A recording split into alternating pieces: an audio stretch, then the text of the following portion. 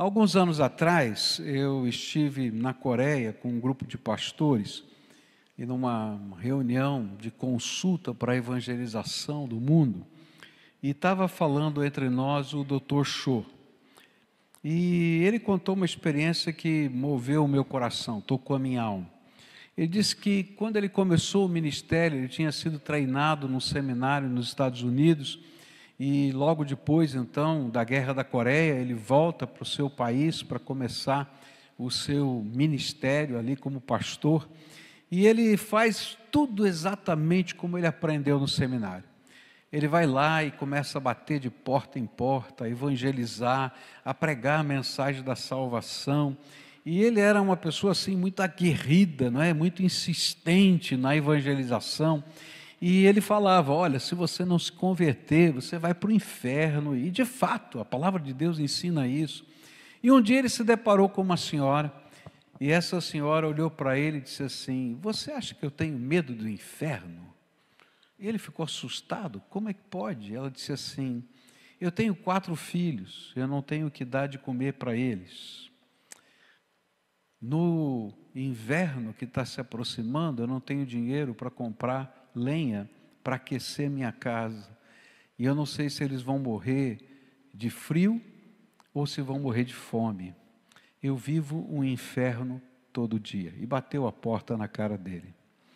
E ele foi então para casa desesperado e disse assim: Senhor, eu acho que eu não sei ser pastor, eu não sei ministrar, eu não sei pregar, eu não entendo o que eu tenho que fazer, eu estou tentando fazer tudo direitinho, mas eu não consigo chegar no coração das pessoas. E ele, em oração, ouviu a voz do Espírito no seu coração a dizer: ensine este povo que eu sou a esperança para as suas vidas hoje e também para a eternidade. E aí ele começou a contar um pouquinho de como o ministério dele começou e como as coisas aconteceram ali naquela grande igreja que foi um marco de um avivamento na Coreia. Mas há uma pergunta que ecoa dessa experiência do Dr. Cho: o que é uma igreja relevante para os nossos dias? Num tempo em que a gente pensa que talvez não tenha lugar mais para a fé, que não tenha mais lugar para a família do jeito que a gente a conhece, que não tenha lugar mais, segundo aquilo que é dito, né, nem para a gente pensar de modo diferente. Eu estava lendo uma notícia essa semana de uma conferência na ONU, dizendo que os governos precisam trabalhar para fazer as igrejas entenderem que tem que apoiar toda aquela causa LGBT, que precisa aprovar a pedofilia. Gente, que coisa maluca sendo dito na ONU, aprovar a pedofilia e outras coisas mais. Então, o que é uma igreja relevante num tempo como esse? E eu creio que a resposta parece ser muito simples. É aquela igreja que revela Jesus como resposta para as necessidades das pessoas em todas as suas dimensões.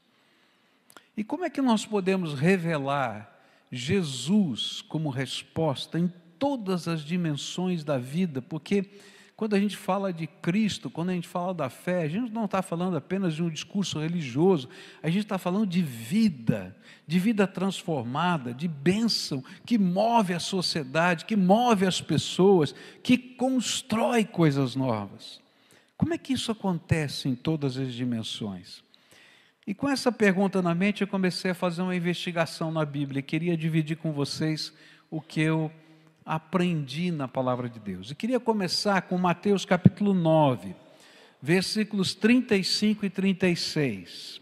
Mateus 9, versículos 35 e 36, a Bíblia diz assim, e vai estar aqui sendo projetado para você no telão: Jesus andava visitando todas as cidades e povoados, e ele ensinava nas sinagogas, anunciava boa notícia sobre o reino, e curava todo tipo de enfermidades e doenças graves das pessoas. E quando Jesus viu a multidão, ficou com muita pena daquela gente, porque eles estavam aflitos e abandonados como ovelhas sem pastor.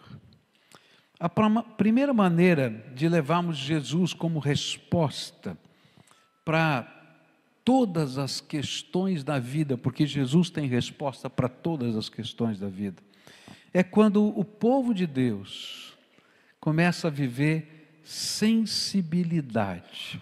Então, olha para quem está perto de você e diga assim: seja sensível. É isso mesmo.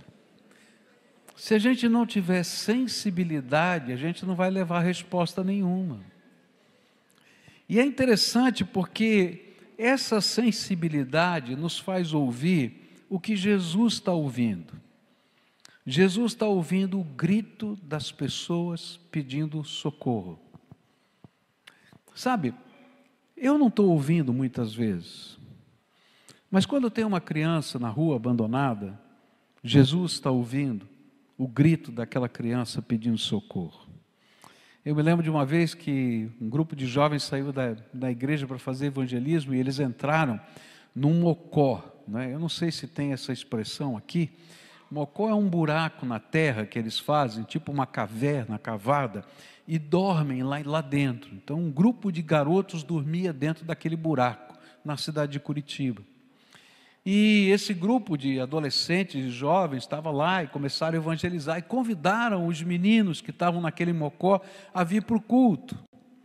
Naquele tempo, nosso templo estava em construção e na galeria do templo, ninguém usava ainda a galeria, eram só aquelas arquibancadas de cimento. E eles chegaram na igreja, viram um monte de gente bonita, cheirosa, que nem aqui, gente bonita, cheirosa, e eles se olharam, todos sujos, fedidos, e pensaram assim: eu acho que não tem lugar para nós nem na casa de Deus. E aí subiram na galeria e ficaram quietinhos lá em cima. Os introdutores da igreja chegaram lá no púlpito e disseram: pastor, entrou um bando de garoto de rua aqui, e subiram lá na galeria, o que a gente faz? Michel estava do meu lado no púlpito e ele falou assim: são os meus convidados, deixa que eu vou lá. E aí ele foi lá para a galeria, e quando chegou na galeria, ele foi e começou a abraçar um por um, e quando ele abraça um garoto, aquele garoto começa a chorar. E eu disse: garoto, o que foi que você está chorando? Ele falou assim: sabe, quando eu entrei aqui e vi essa gente tão cheirosa e bonita, eu pensei assim: não tem lugar para mim, nem na casa de Deus. Deus, se o Senhor está me vendo aqui, se o Senhor está me ouvindo aqui, manda alguém vir dar um abraço. E aí vem um dos pastores que sai lá da frente, me dá um abraço. Deus me viu e me ouviu. Sabe qual é a igreja relevante? É aquela que está ouvindo o que Deus está ouvindo, um grito de socorro. Às vezes esse grito é audível. Eu estava na cidade de Nova York com a minha esposa, a gente estava caminhando, tinha uma senhora completamente drogada, e ela dizia, caminhando: help, help, 911, 911. Porque ele estava dizendo: olha, por favor, socorro, chame socorro para mim. 911, 911, que é o código deles de socorro. Completamente drogado. Às vezes o grito é audível, mas às vezes, muitas vezes, o grito é silente. E sabe, a igreja que é relevante é aquela que ouve o que Deus está ouvindo. A voz, às vezes silente, de um povo que diz: será que Deus existe? Será que Deus se importa? Será que é possível que haja alguma resposta para mim? E assim como Jesus, que andava de cidade em cidade, de aldeia em aldeia, e olhava para aquela multidão e se compadecia, na minha versão diz que teve pena, mas talvez na sua está assim, e foi movido de íntima compaixão por eles, porque eles eram ovelhas que não têm pastor. Na cidade de São José, onde vocês estão, quantas ovelhas estão sem pastor? Na grande Florianópolis, quantas ovelhas estão sem pastor? E no meio de todas as críticas que possam fazer, Deus vai começar a levantar, e tem levantado, gente para ouvir esse clamor. A gente veio aqui comemorar 30 anos, quando essa igreja, ainda uma jovem igreja dirigida por um jovem pastor, que não tinha nenhum poder econômico, nenhum poder político, nenhum poder de jeito nenhum, decidiu ouvir o clamor silente de crianças que precisavam de orfanato, porque tudo começou com as crianças do orfanato. E eu me lembro a primeira vez que eu vim aqui e falei, esse cara é doido. Pastor, estou falando do senhor, viu? Esse cara é doido. Eu me lembro. Mas eu dou graças a Deus, porque Deus levanta malucos nessa terra, para ouvir uma voz silente. E hoje eu vi vários malucos aqui na frente, e tem muitos malucos aí. E sabe como é que começa esse negócio? Começa quando a gente começa a sentir o que Jesus sente, olhando as pessoas, a necessidade delas, o clamor silente, ou o clamor agudo e dolorido, e diz, é preciso fazer alguma coisa. Então, se vocês querem continuar a igreja relevante, porque de fato são, é preciso que mais e mais gente, nesse lugar, e através de vocês em outros lugares, sejam despertados a simplesmente sentir o que Jesus sente. Pastor Jonas me levou lá no Morro da Cruz hoje, e ele me disse que um pastor perguntou para ele, como é que você está tanto tempo numa igreja, né? Vai fazer 35 anos de ministério. E ele disse, porque cada vez que eu recebia um convite, eu subia aqui nesse lugar e olhava essa cidade e perguntava, Deus, o que eu faço? E ele dizia para mim, cuida desse rebanho. E é por isso que ele está aqui. Mas Deus está querendo levantar gente, e mais gente sensível, e que vá aos lugares dessa terra, e pergunta, Deus, onde está o clamor que eu não vejo? Estão se erguendo prédios aqui de apartamentos ao redor, aqui, condomínios imensos, eu não sei quantas pessoas, né? Mas falou agora de um de mais de 500 apartamentos, é isso? 520 apartamentos, 2.000 e tralalá, no mínimo, pessoas, só num bloco que vai ser inaugurado. Quanto clamor silente tem à volta? Sabe quem Deus vai usar para responder esse clamor silente? Você. Porque igreja não é uma instituição, igreja não é uma ONG, igreja é o povo de Deus que se mistura nessa terra como sal da terra e luz do mundo. Você é a igreja relevante onde você está. Segunda coisa que eu aprendo nesse texto, melhor, é que quando a gente começa a ouvir o clamor silente, a gente entra em pânico. A gente entra em pânico. Sabe por quê? Porque a gente olha para o tamanho do desafio e diz, não dá.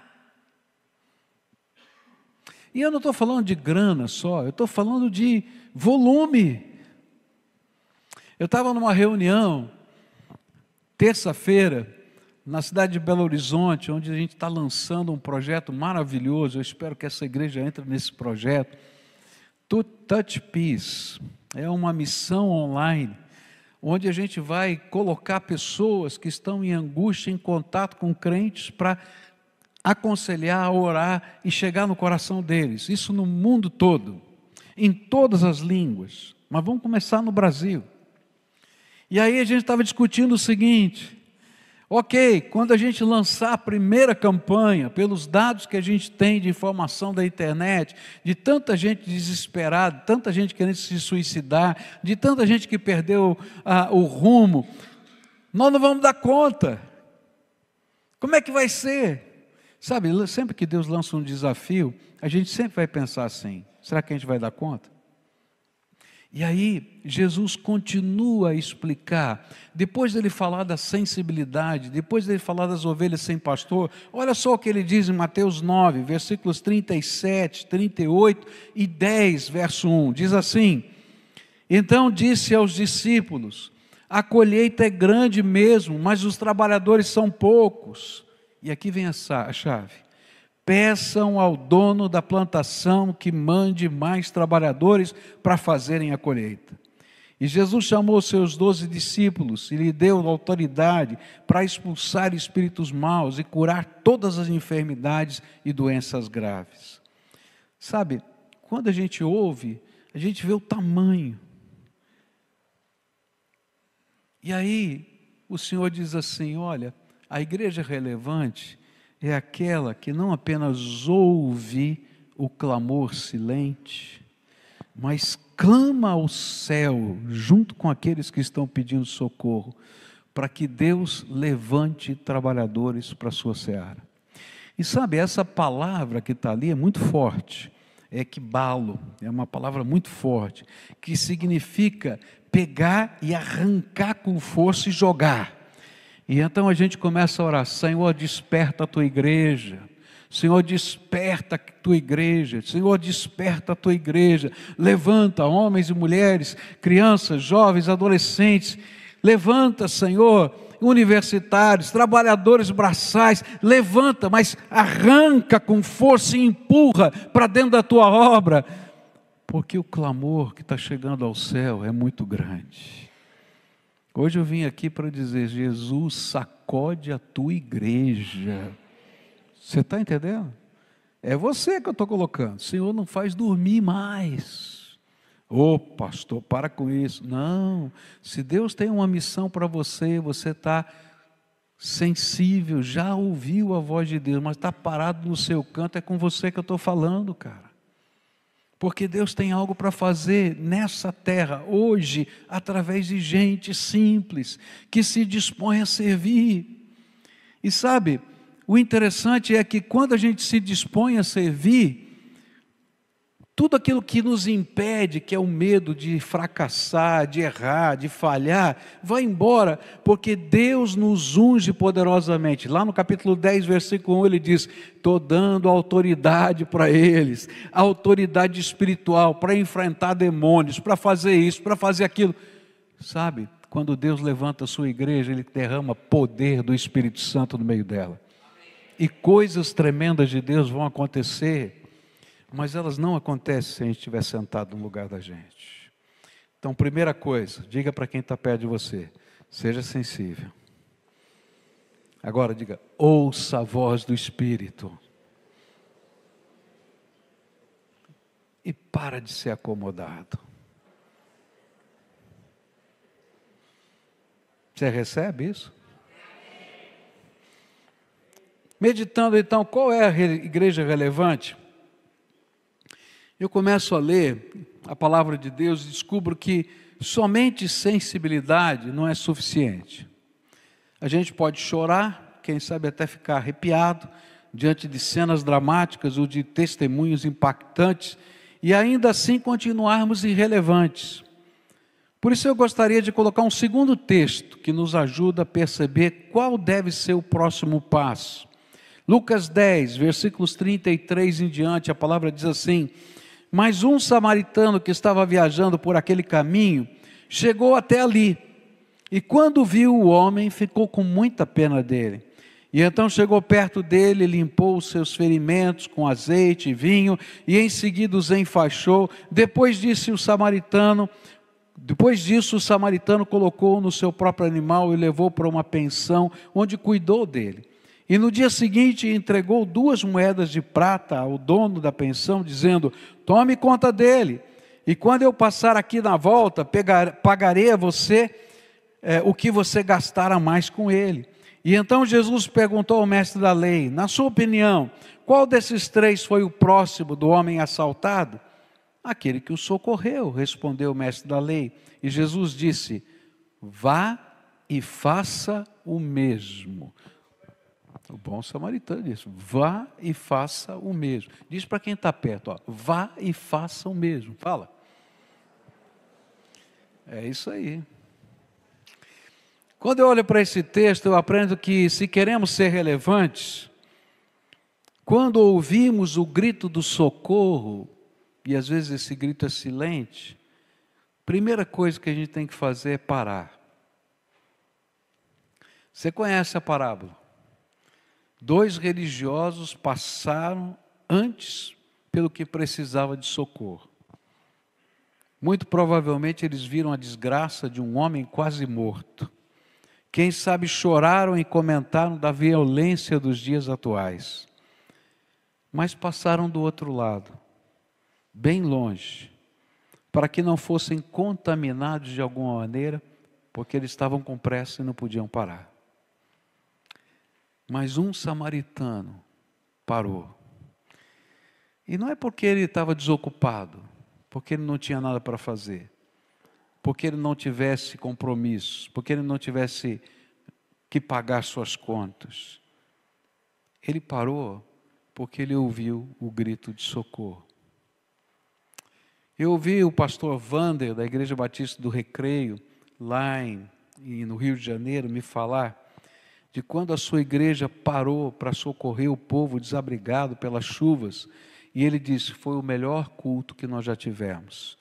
No domingo de manhã, eles tinham recebido várias doações, a igreja estava cheia de doações, e ele disse: meus irmãos, hoje não tem culto, hoje o nosso evangelho vai ser prático, todo mundo aqui vai sair, eu estou convocando a igreja a sair. Claro que alguns não saíram. Nós vamos pegar essas doações, vamos chegar naquele lugar e nós vamos passar o dia servindo essa gente. Gente bem arrumada, bonita. Alguns tiraram o sapato para pisar na lama. Outros entraram nos lugares mais estranhos que você pode imaginar. Mas quando eles voltaram no domingo seguinte, todos diziam: foi o melhor culto que eu já participei. Se a gente não para, a gente não faz o que precisa ser feito. Todo mundo corre nessa vida. Todo mundo tem compromisso. Todo mundo tem conta para pagar. Todo mundo tem escola. Todo mundo tem alguma coisa. Mas quando a gente ouve o grito de socorro, Deus está dizendo: filho, eu estou fazendo você ouvir, porque eu tenho as suas mãos para usar.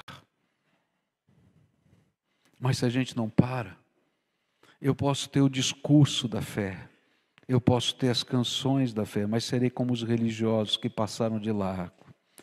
E Deus vai levantar alguém, porque o grito de socorro vai ser respondido pelo Senhor, mas nós vamos perder a bênção. Então, você, meu irmão, tem que parar. Eu estou lendo um livro, não terminei de ler, mas eu achei tão tremendo. Um livro chamado Virando o Jogo no Segundo Tempo da Vida. Recomendo. Estou lendo ainda, não terminei, mas recomendo. É um empresário que ganhou muito dinheiro. E quando chegou lá por volta dos 40, 45 anos de vida, ele disse: ganhei dinheiro, sou crente desde pequeno, o evangelho está no meu coração. Mas de repente o Espírito Santo tocou o coração dele para perceber uma coisa: ele era só um ouvinte da palavra. Estava no culto todo domingo, estava estudando a Bíblia, orando, mas ele era só um ouvinte da palavra. E o Senhor disse assim: quando é que você vai me servir? Quando você morrer? E aí ele disse: no segundo tempo da minha vida, eu quero ser um praticante da palavra. Quem sabe hoje o Senhor não trouxe aqui para dizer assim: para com isso, homem, para com isso, mulher, para! Porque eu vou usar a tua vida, se você deixar. Está entendendo? E se você está dizendo: Senhor, eu não sei, eu não posso, você está bem acompanhado. Moisés disse a mesma coisa. Mas olha só o que Deus fez através desse homem, porque ele parou o que estava fazendo para fazer o que Deus queria que ele fizesse. Então, para. Sabe, nós precisamos de gente que saia da sensibilidade religiosa para viver o amor missionário de Jesus. Segunda coisa que eu aprendo com esse samaritano é que não adianta parar e ficar admirando. A gente tem que tratar.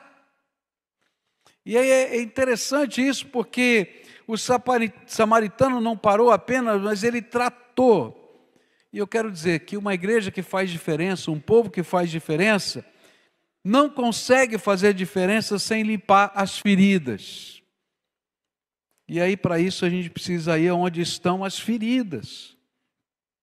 E limpar tanto as feridas físicas, emocionais, como as feridas espirituais.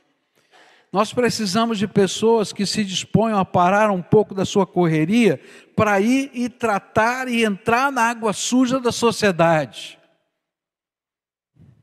A sociedade, ela tem lugares lindos, mas tem muita água suja, que ninguém quer ver, ninguém quer mostrar. E a gente tem que entrar porque a gente tem o único remédio que transforma. E o remédio que transforma tem nome: Jesus Cristo, Senhor.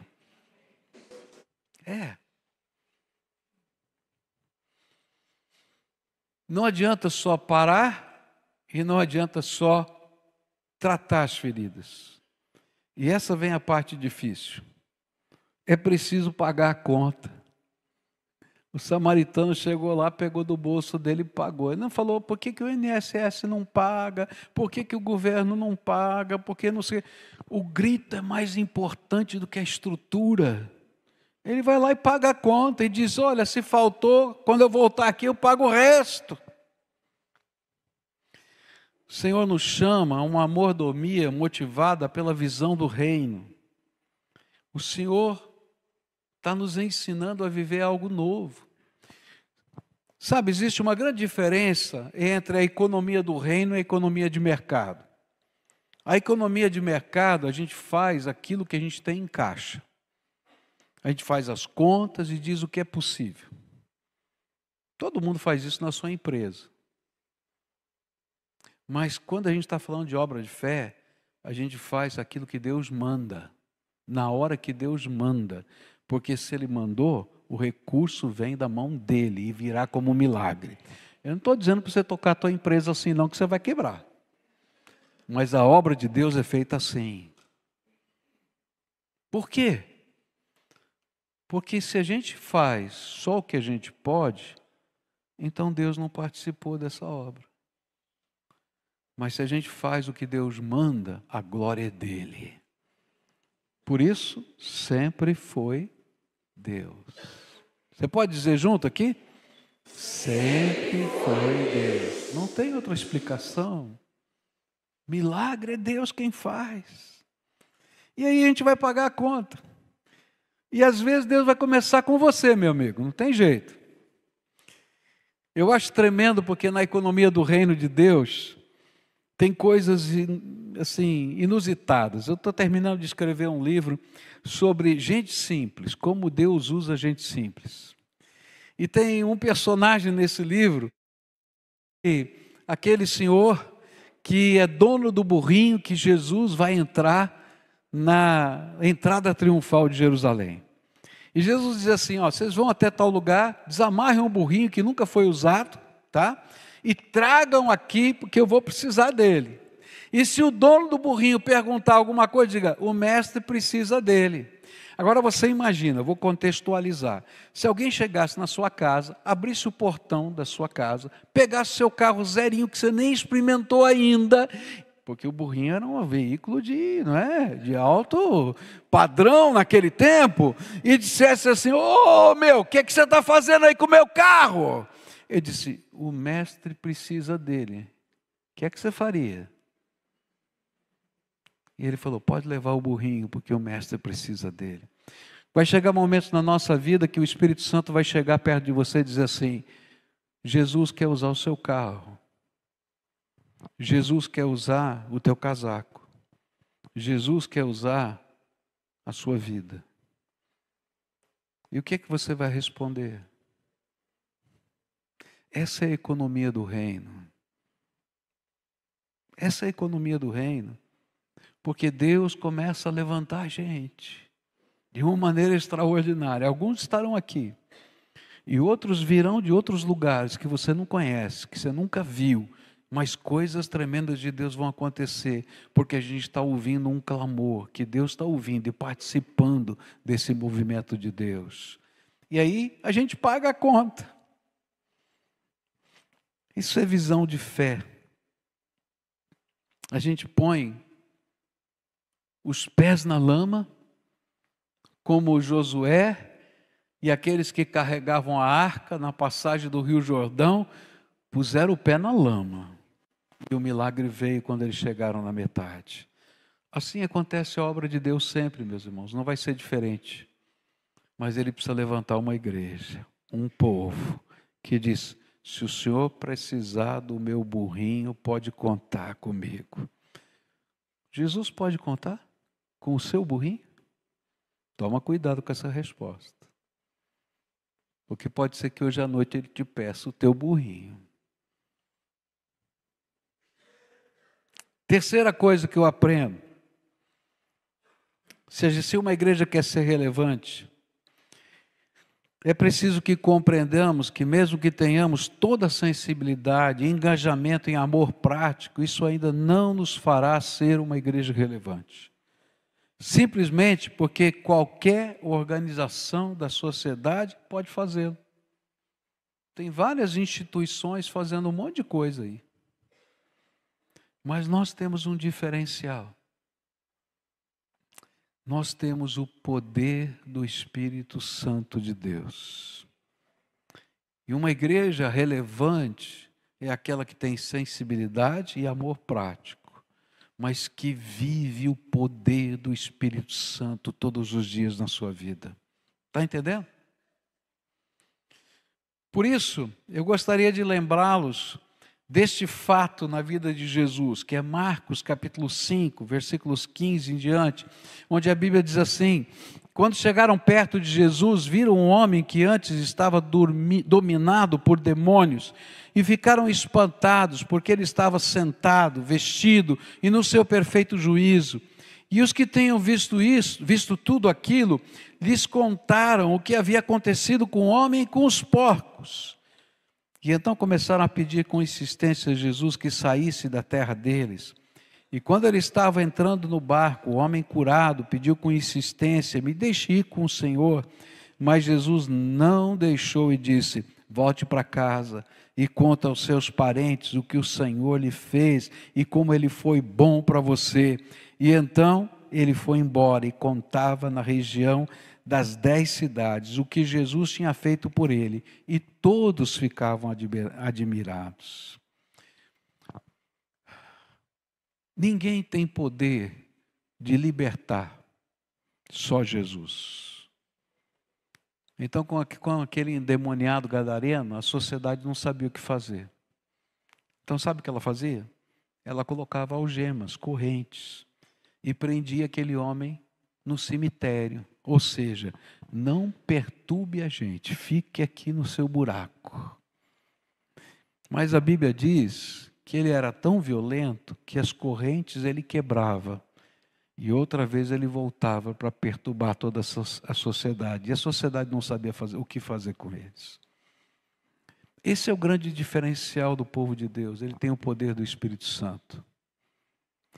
Porque não adianta apenas minimizar o dano. E essa é a grande política da sociedade de hoje. Minimizar o dano. Porque ela não acredita que possa fazer diferença. Mas nós, quando entramos, não entramos para minimizar o dano. Nós entramos porque cremos num Deus Todo-Poderoso que transforma, que muda a história, que faz coisas novas, que liberta. Porque só as correntes do controle social não vão resolver o clamor de socorro que nós estamos ouvindo. É preciso poder libertador de Jesus que atue tanto no campo das prisões espirituais, quanto das prisões químicas, das prisões emocionais, das prisões da vida. Eu quero dizer, há liberdade e salvação em Cristo Jesus. E esse é o grande diferencial. Por isso que Jesus vai lá e resolve o problema do gadareno. Nunca será a sabedoria humana, mas sempre o poder libertador do Evangelho que vai fazer diferença. E por isso a igreja pode, de fato, ser relevante. Há pessoas que estão sofrendo porque estão amarradas e algemadas por Satanás. Eu não tenho tempo aqui para contar quantas pessoas eu já encontrei endemoniadas. Pessoas vivendo grandes dramas. Mas eu posso contar que muitas delas, por causa da graça de Jesus, foram libertas. Porque a gente não está levando apenas amor prático e sensibilidade, a gente está levando um remédio poderoso, Jesus Cristo, Senhor. A gente não leva só libertação, mas a gente leva transformação. É interessante que quando a cidade voltou, viu e encontrou o gadareno vestido. E aquele estar vestido é um símbolo da transformação. E o que a gente enxerga é justamente isso. Gente revestida pela graça de Deus. Eu estava lendo o testemunho de uma missionária na China, lá nos idos de 1900, e eles encontraram um homem, um chinês, dependente de ópio. E aqui pregaram o evangelho para ele. Ele creu na mensagem do evangelho, mas ele era viciado em ópio. Sua vida estava completamente estragada, destruída. Era pele e osso, literalmente. E aí o missionário leva aquele homem para casa, crê no poder do evangelho, aquele homem é livre do ópio. Deixa na sua cidade, e ele vai para um outro local. E aquele homem convertido chega, maltrapilho, mas livre, crendo em Jesus e evangelizando pessoas. E diz esse missionário, aquele homem passou os 3 últimos anos da sua vida, porque o seu corpo estava totalmente quebrado e destruído, na porta, na varanda da casa do missionário, vestido, bonito e pregando a toda a aldeia que Jesus é poderoso para transformar. E ele disse, aquele homem ganhou mais gente para Jesus do que o missionário ganhou ao longo da sua vida. Nós não estamos levando apenas uma mensagem de esperança, a gente está levando remédio de transformação, de libertação. E nós vamos ver gente transformada. Mas quando chega à cidade, a gente vê esse homem agora restaurado, porque a Bíblia diz que ele era violento, e ele não conversava com ninguém, e agora ele está conversando com as pessoas, ele está restaurado. A gente vai ver as crises da família, de espancamentos domésticos que existem, pode ter certeza que existem, vocês sabem disso, de abuso sexual e tantas outras coisas sendo transformados porque Jesus entrou naquela casa. Eu creio porque eu já vi isso várias vezes. Igreja relevante é aquela que crê e prega restauração. E quando ele diz, olha, não tem lugar para mim, me deixa entrar no teu barquinho e ser o 13º discípulo, Jesus diz para ele, não, meu filho, volta para a tua casa e conta para os teus tudo quanto Deus te fez. E aí a gente leva a reinserção social, mas não apenas para ser um produto da sociedade, mas para dizer, Jesus Cristo liberta. Igreja relevante é aquela que tem sensibilidade, amor prático e poder do Espírito Santo. Eu vim aqui hoje desafiar uma igreja que há 30 anos faz uma obra tremendamente relevante. Mas eu sinto no meu coração que Deus vai fazer muito mais. Eu sinto no meu coração que tem muito mais para acontecer. Mas Deus precisa levantar mais gente com sensibilidade. Sabe por quê? Porque o pastor Jonas está ficando velho. É verdade. E se Deus não levantar um exército com sensibilidade aqui, quando ele parar, e um dia ele vai parar, será que essa obra vai continuar? Você está entendendo o que eu estou falando? Agora, se essa obra não for do pastor Jonas, foi de toda essa igreja. Se essa obra estiver no teu coração, se a sensibilidade estiver na tua alma, se esse amor prático fizer parte dos sonhos da tua vida, e se essa busca por unção do Espírito e coisas e milagres de Deus e vitórias não for de um homem, for de um povo, ninguém segura essa obra. E ela se multiplica em vários lugares. Eu vou fazer um apelo aqui hoje. E esse apelo hoje é direcionado para você que é membro dessa igreja. Ou para a igreja de Jesus que está espalhada na terra. O Senhor quer levantar homens e mulheres que desejem, antes de tudo, serem cheios do Espírito. Porque essa obra não se faz no poder da carne. Se você tentar fazer no poder da carne, você vai se frustrar. Lembra de Moisés? Ele tentou libertar o povo dele no poder da carne, se quebrou. E se você diz, eu estou cansado porque eu já me quebrei, pode ter certeza, você andou no poder da carne. Mas se hoje você disser, Senhor, eu quero ser cheio do Espírito, para estar na palma da tua mão, porque eu quero ouvir o que o céu está ouvindo, revela para mim. E eu vou parar para fazer aquilo que o Senhor mandar. Então eu quero dizer para você que essa região vai ser abalada por um avivamento incrível. Não só de palavras, mas de fé e obras. Está entendendo o que eu estou falando? Agora, os avivamentos, eles não começaram grandiosos. Toda a história de avivamento começa com pessoas. Eu tive na frente da casa em Nova York, onde um homem sentiu no desejo no coração, por causa da economia do seu país, de começar uma reunião de oração ao meio-dia. E por causa daquela reunião de oração na casa dele ao meio-dia, onde os comerciantes vinham na casa dele orar, aquilo se tornou um movimento de fé, e os comércios começaram a fechar suas portas, e os bancos começaram a fechar suas portas, e as pessoas se ajoelhavam em todas aquelas casas comerciais, buscando a intervenção de Deus, o socorro, porque estava havendo uma miséria desgraçada. E Deus espalhou o sopro do avivamento ali, e esse foi o segundo avivamento americano. Espalhou-se pela terra.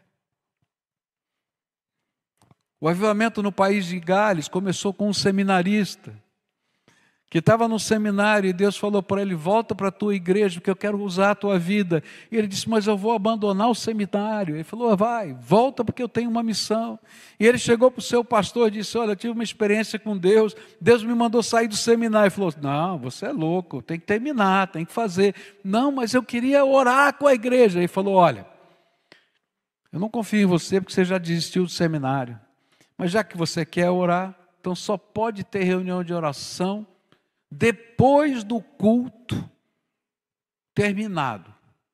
Aí você pode fazer a reunião de oração à noite. E lá ele só tinha o culto de manhã. E aquele homem começa no domingo, uma reunião de oração à noite. E depois isso passa para a segunda, para a terça, para a quarta, para a quinta, e começa a passar para a semana toda. E os mineiros saíam das minas de carvão, de madrugada, de manhã, com as tochas na mão, e paravam nas igrejas para orar, e o avivamento se espalhou de uma maneira tremenda, porque teve um jovem que ouviu a voz de Deus, e o clamor de um povo. Sabe, os avivamentos não começam grandiosos, começam com pessoas simples, que dizem, Senhor, eu quero buscar minha vida cheia do Espírito. Eu quero ter a sensibilidade para ouvir o que o Senhor está ouvindo. E eu quero me dispor a entregar o que o Senhor pedir para fazer a obra do Senhor.